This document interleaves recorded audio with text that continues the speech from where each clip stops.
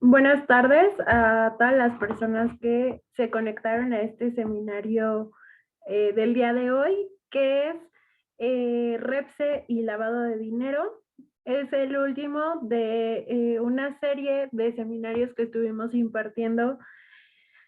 justamente para tratar todos los ámbitos con los que se relaciona este registro de prestadores de servicios especializados, o como es conocido, REPSE. Y pues bueno, cerramos el día de hoy con el tema un poco más, bueno, que menos se comenta, pero que sí tiene una implicación y una relación, y es el tema de lavado de dinero. Eh, el, Les agradezco mucho por estar el día de hoy, y pues la intención es que ubiquemos un poquito más qué es el lavado de dinero, cómo está entendido, dónde se encuentra regulado, que conozcamos un poco los antecedentes de cómo es que el outsourcing anteriormente estaba tratado respecto a lavado de dinero y las obligaciones relacionadas con esta materia, y cómo es que, bueno, la reforma laboral en materia de outsourcing, en la cual esta actividad queda prohibida en nuestra legislación, pues bueno, también tiene una implicación en cómo es que se ha modificado la regulación en materia de lavado de dinero. Entonces, la intención es conocer estos conceptos, los antecedentes y cómo es que el día de hoy se encuentra regulado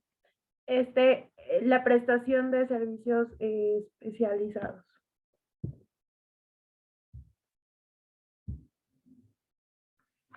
En primer lugar, debemos entender cómo es que está conceptualizado el lavado de dinero, y es que esta es una actividad que básicamente consiste en ocultar que ciertos bienes o recursos materiales, económicos o financieros, eh, pues tienen un origen ilícito, es decir, que fueron obtenidos estos recursos derivado del ejercicio de actividades ilegales, o como podemos entender, pues de la comisión de delitos. Tal cual, el lavado de dinero sí es un tipo penal que se encuentra previsto como delito en el artículo 400 bis del Código Penal Federal. Y pues bueno, el objetivo de estas operaciones de lavado de dinero realmente eh, tiene varios niveles, y consiste en que los fondos o activos que fueron obtenidos a través de la comisión de diversos delitos, pues se integren al sistema financiero y al sistema económico ya de una manera legal, y complicando así que puedan ser ubicados o que puedan ser detectados como fruto de la comisión de otros delitos relacionados. Eh, si bien este es un delito en sí, nunca se encuentra solo, ya que realmente se encuentra relacionado o deriva de la comisión de otros delitos.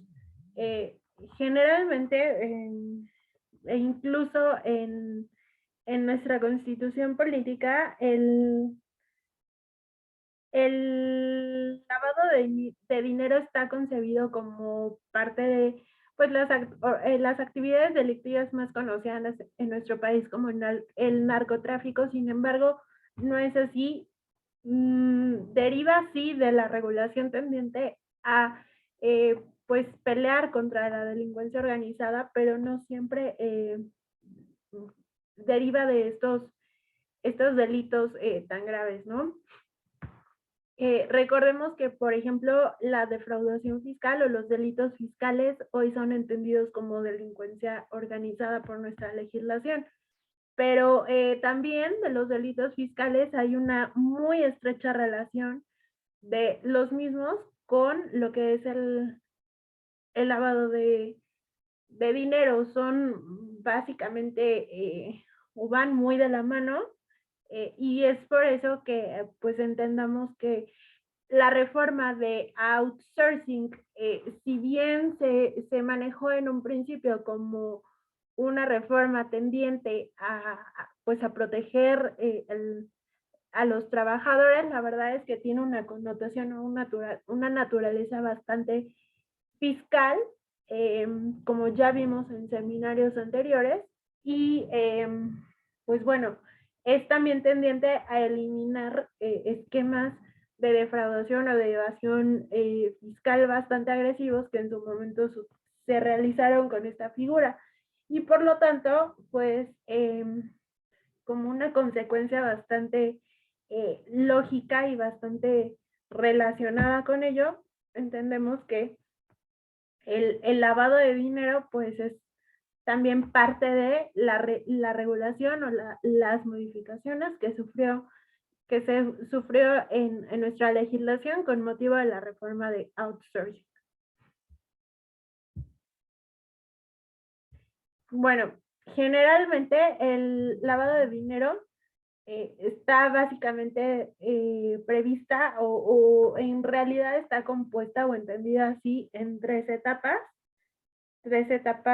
eh, principales.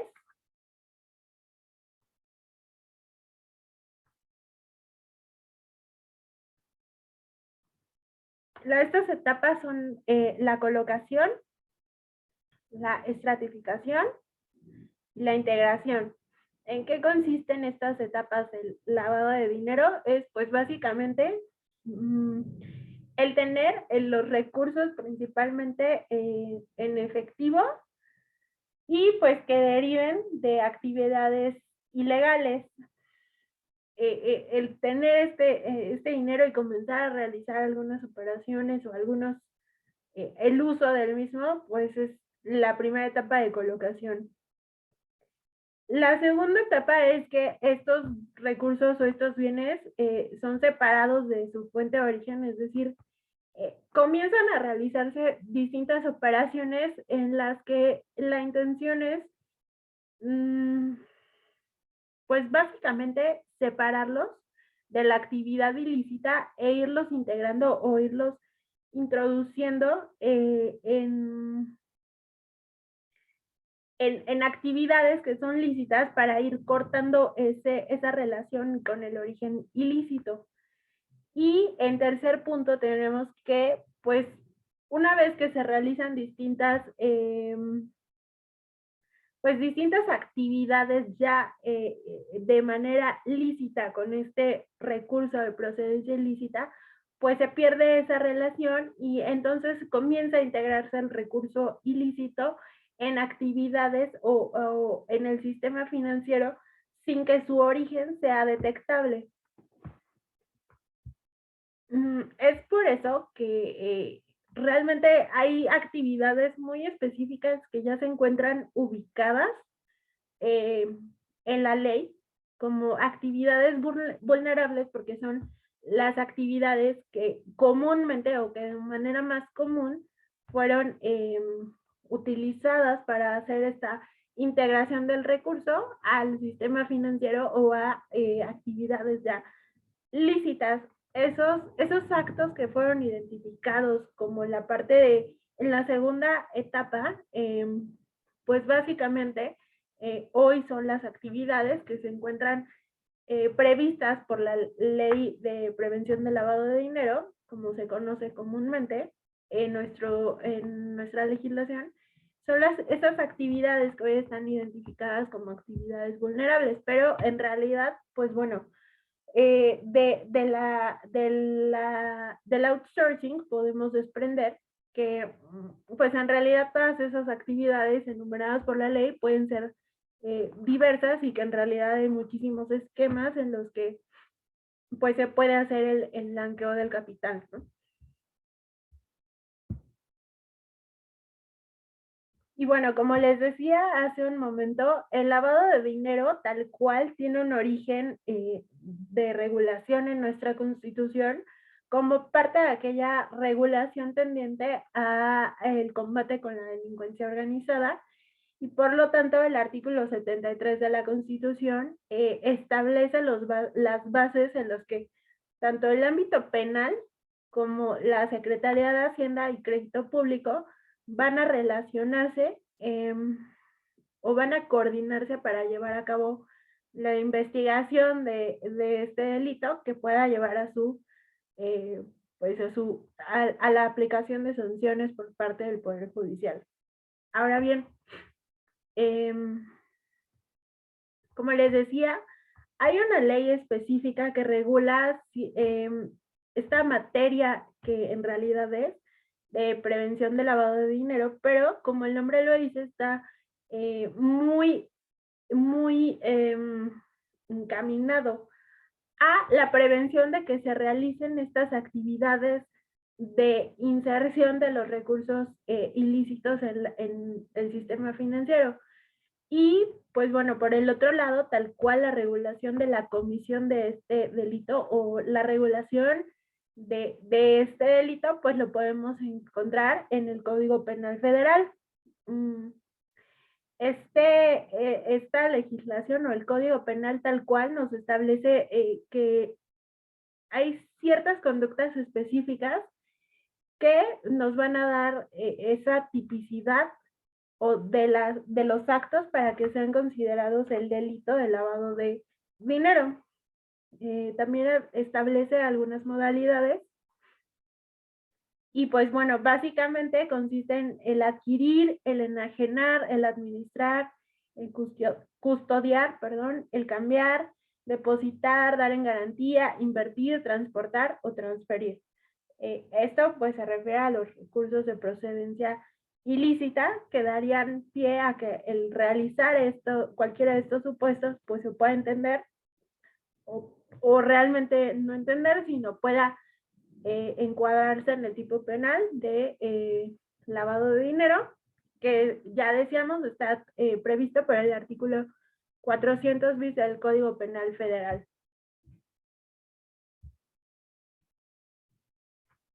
Y bueno, como les comentaba, anteriormente el outsourcing también tenía ciertas implicaciones o cierta connotación en materia de lavado de dinero. Con esta reforma, pues bueno, hubo una modificación, sí, pero bueno, para entender esta modificación y para poder entender o comprender qué es lo que pasa hoy en día, tenemos que entender cómo es que en su momento el outsourcing fue incluido como una actividad vulnerable para efectos de lavado de dinero y principalmente para la prevención del lavado de dinero.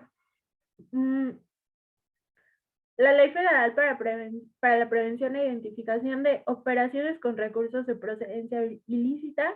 o mejor conocida como Ley Antilavado, en su artículo 17 nos establece algunas actividades comunes que se consideran pues actividades económicas lícitas,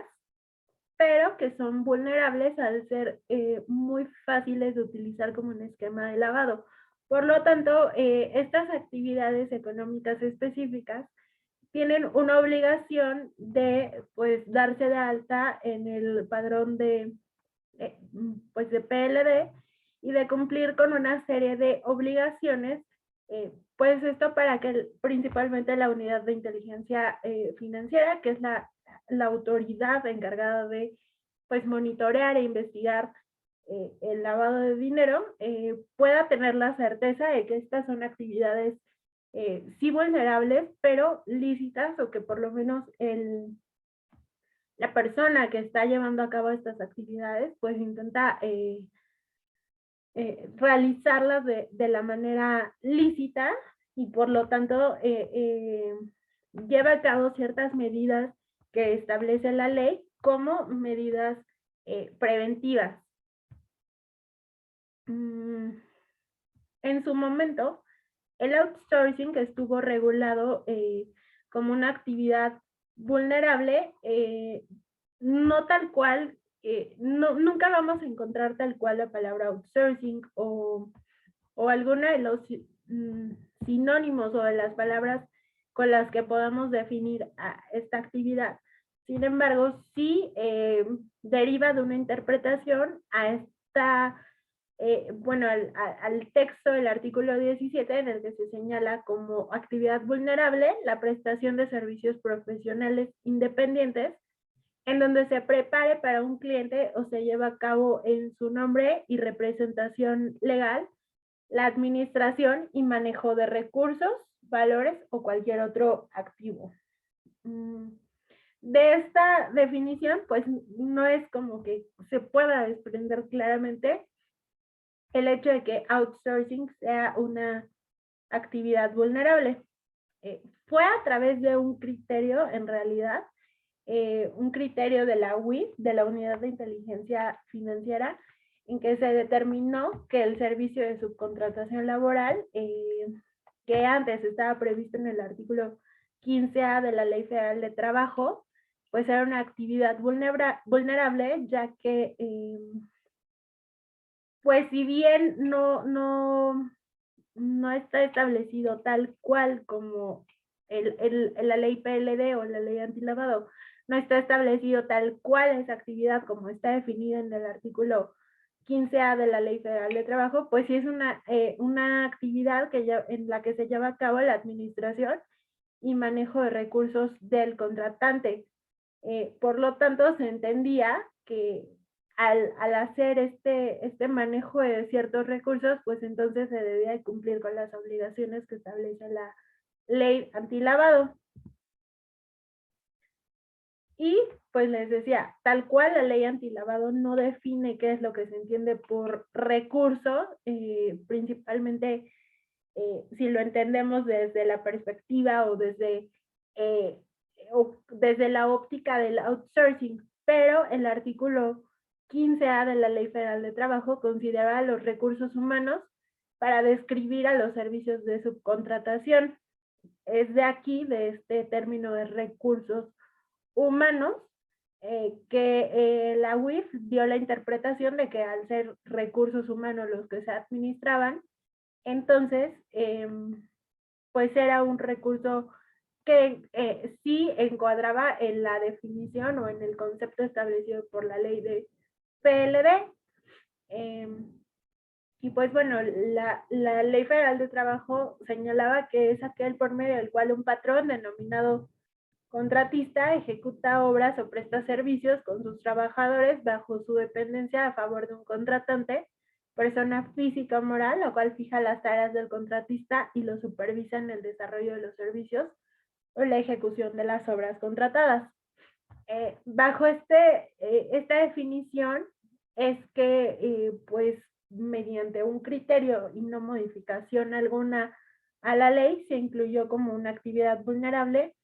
el outsourcing.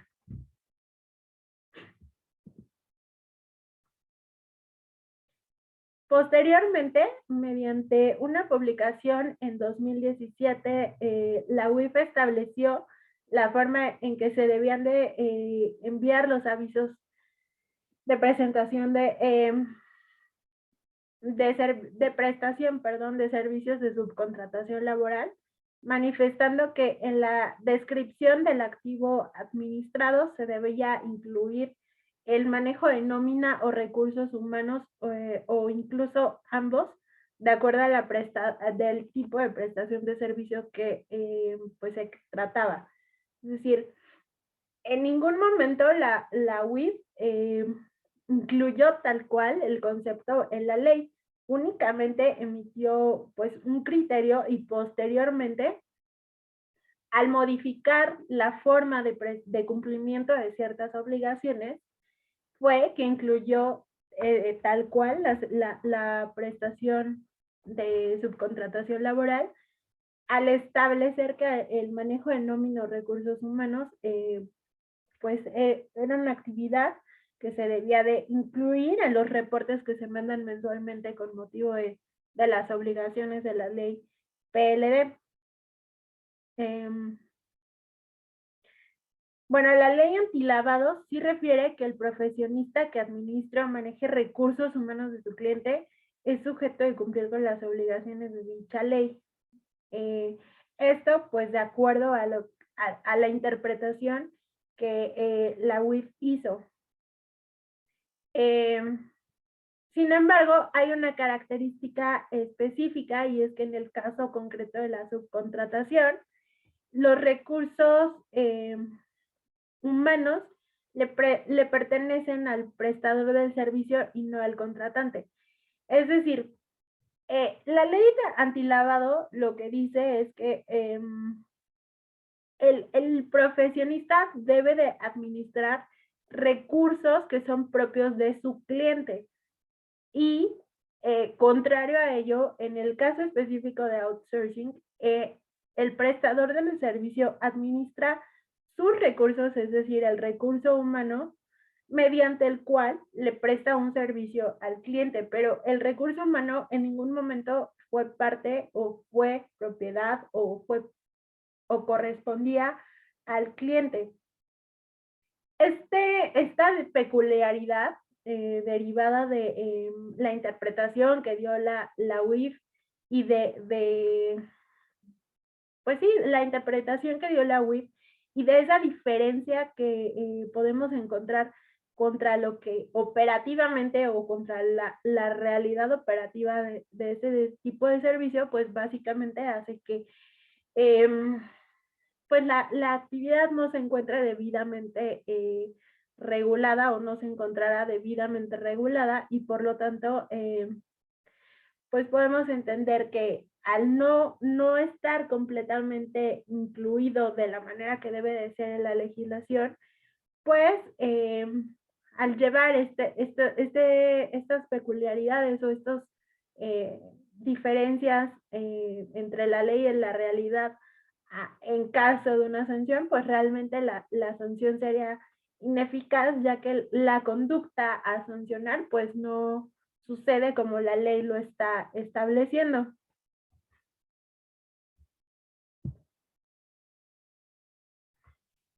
Ahora, tratándose de REPSE, pues podemos entender que hasta el momento tampoco ha habido una modificación al artículo 17 de la ley antilavado, ni ha habido ni se ha reformado tal cual la legislación. Lo que hemos encontrado o lo que realmente ha sucedido es que las autoridades han emitido interpretaciones y han modificado principalmente el anexo en el que se establece el cómo se mandan o el cómo se cumplen con las obligaciones. Y mediante esta modificación, pues ya la unidad de inteligencia financiera pretende incluir como actividad vulnerable la prestación de servicios que requieran de REPSE. Sin embargo, pues bueno, como les decía, esto es únicamente a través de criterios, por lo tanto se encuentra sujeto tanto a discusión como interpretación, pero sí lo que debemos hacer es considerar que el REPSE básicamente es la prestación de servicios especializados, pero son diversos servicios que si bien pudiera ser que por el REPSE no estemos, que por el simple hecho de darnos de alta en el REPSE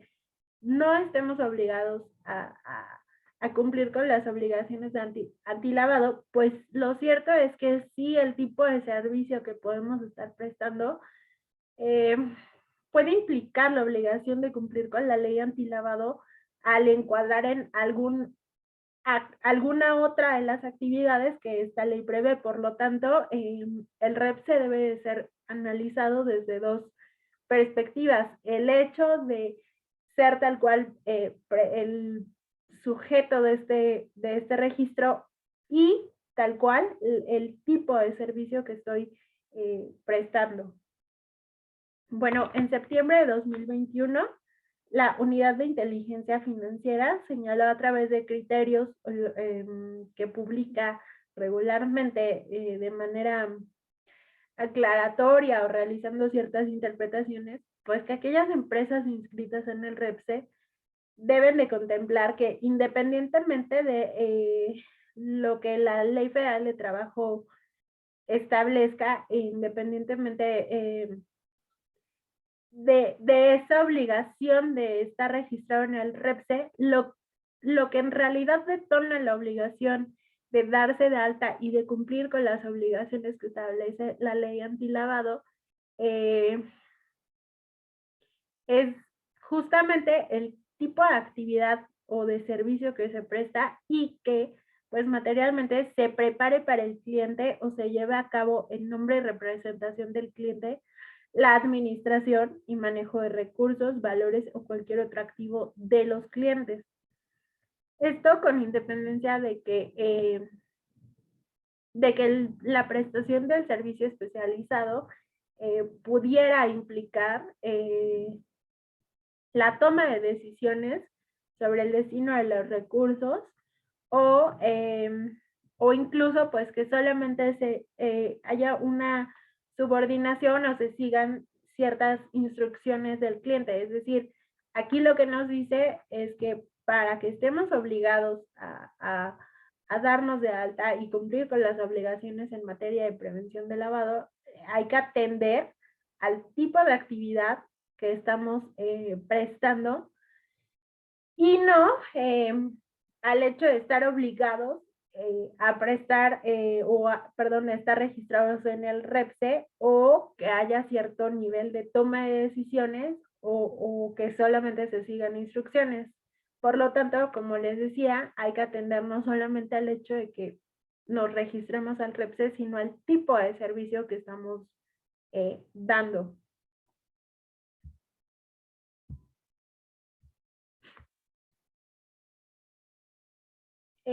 Como les decía hace un momento, estos criterios son emitidos por la UIF para realizar pues ciertas aclaraciones o interpretaciones que pudieran ser necesarias. Y pues estos criterios son orientadores, principalmente son aclaratorios, pero no son modificados, no son algo que modifique la ley tal cual o que nos establezca obligaciones ya previstas por ley, solamente son una interpretación que la UIF le da al texto de la ley, pero no tienen esa calidad de modificarla. Por lo tanto, pues pueden ser sujetos de interpretación por parte de tribunales, pueden ser cuestionados y pudiera ser que en realidad los tribunales, en caso de alguna sanción, pues decidan o determinen que realmente la interpretación de la unidad de inteligencia financiera es equivocada y que en realidad pues las sanciones que en su momento pueda determinar no son, no tienen validez o eficacia alguna. Por lo tanto, pues sí es muy recomendable formular consultas específicas al respecto en caso de que tengan duda, ya que pues la ley antilavado es bastante compleja, no es muy modificada, no tiene muchas reformas, pero sí es compleja y un poco alejada de la realidad, no tiene, está llena de tecnicismos y en realidad lo que se ha hecho es no modificar la ley, sino ir emitiendo criterios que al final son pues cosas que no son fundamento suficiente para emitir sanciones a las personas. La verdad es que la UIF tiene bastantes, pues bastantes actividades o bastantes conductas que son muy ventajosas y que aprovechan pues ese desconocimiento que se tiene muy general de esta ley. La verdad es que no cualquier persona la ubica, es muy desconocida y a veces no le damos la importancia que merece.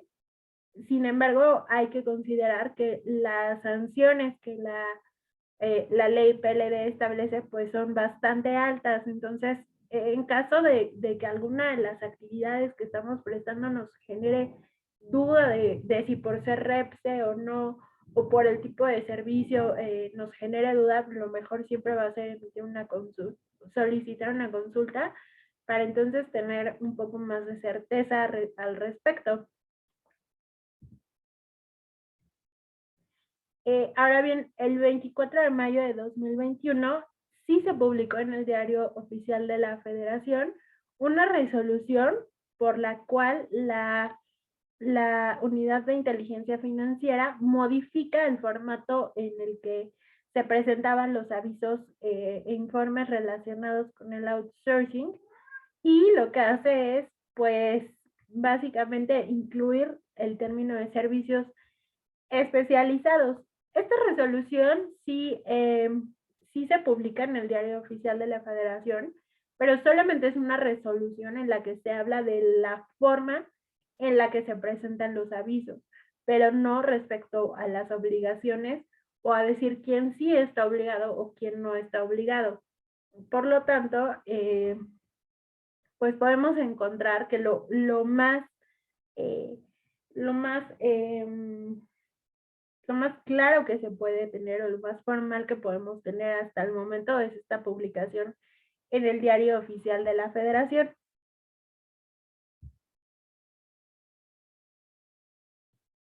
Estas modificaciones en las que se incluyó la prestación de servicios especializados en los formatos utilizados para cumplir con las obligaciones de PLD, pues además podemos encontrar que se adicionan campos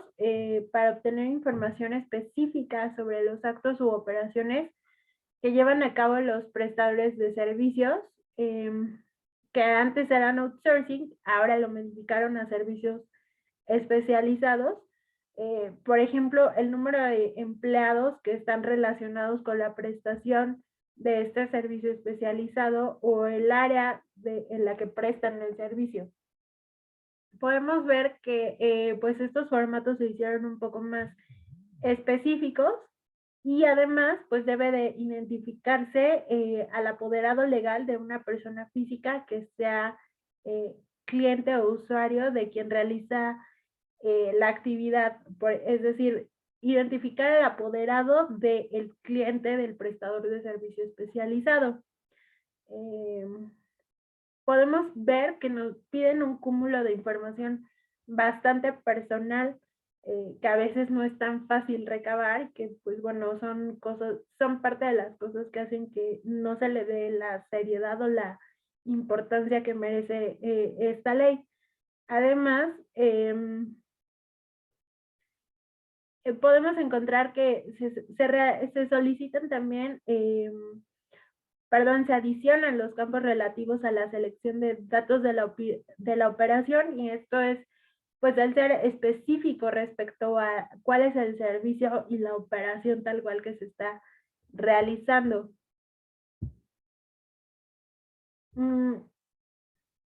También podemos encontrar que el 23 de septiembre la Unidad de Inteligencia Financiera en su portal de PLD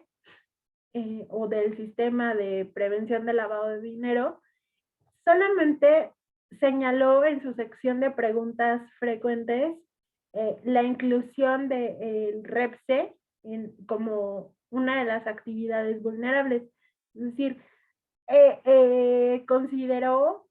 que de las preguntas más frecuentes que se le formulan a la UIF se encuentra el si los prestadores de servicios o aquellos obligados a darse de alta en el REPSE se encuentran también obligados a darse de alta en el Sistema de Prevención de Lavado de Dinero, y pues la respuesta es que la interpretación que ya habíamos visto anteriormente, pues que independientemente de de lo que señale la ley federal de trabajo, es decir, independientemente de si sí o si no, de acuerdo al aspecto laboral, se tiene esa obligación de darse de alta en el REPSE, pues lo que debe atenderse es al hecho del tipo de actividad que se preste y que esa actividad implique la administración o manejo de recursos de los clientes. Aquí, pues bueno, podemos encontrar que la UIF no dice sí o no, lo único que dice es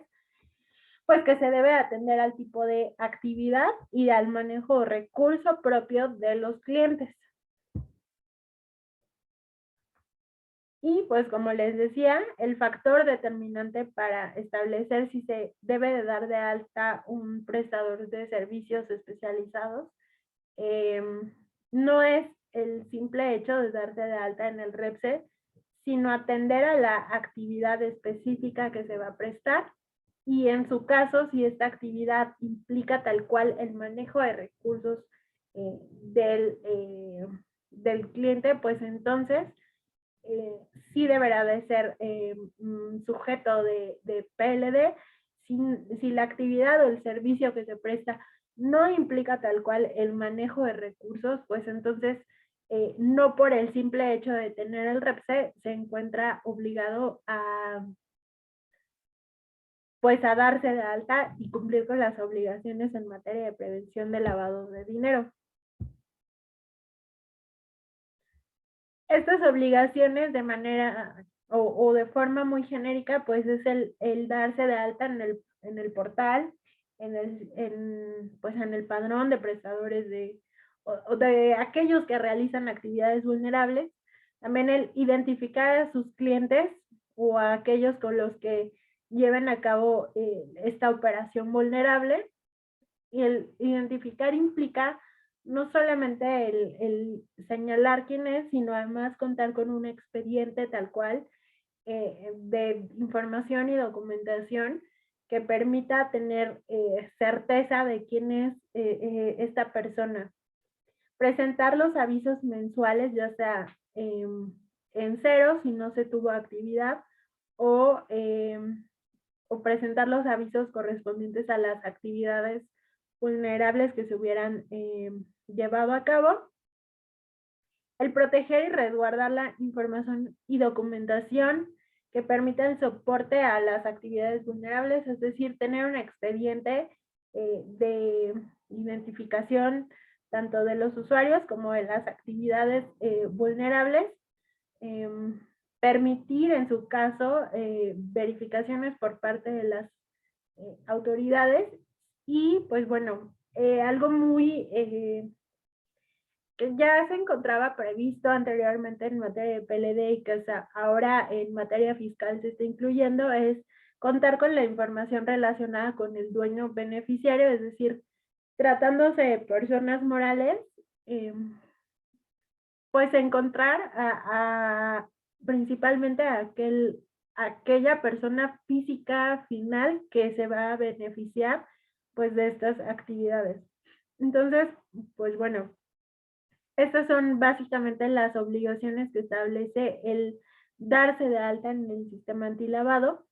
y que pues bueno, no son genéricas de todos aquellos que estén dados de alta en el REPSE, sino de aquellos que por la naturaleza de sus actividades se encuentren obligados de acuerdo a lo que ha interpretado la UIF. Sin embargo, pues retomemos, ¿no? Que hay una discrepancia entre la realidad y el cómo es que se prestan estos servicios y lo que dice la ley, que es lo que hace una laguna que hasta el momento no ha sido subsanada tal cual en ley, sino únicamente a través de criterios y que pues nos permite decir que pues las sanciones relacionadas eh, específicamente con esta actividad pues no son tan eficaces,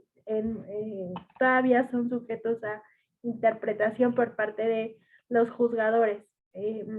Eso sería todo por parte de las implicaciones que tiene el REPSE en materia de prevención de lavado de dinero. Me gustaría saber si tienen algún comentario.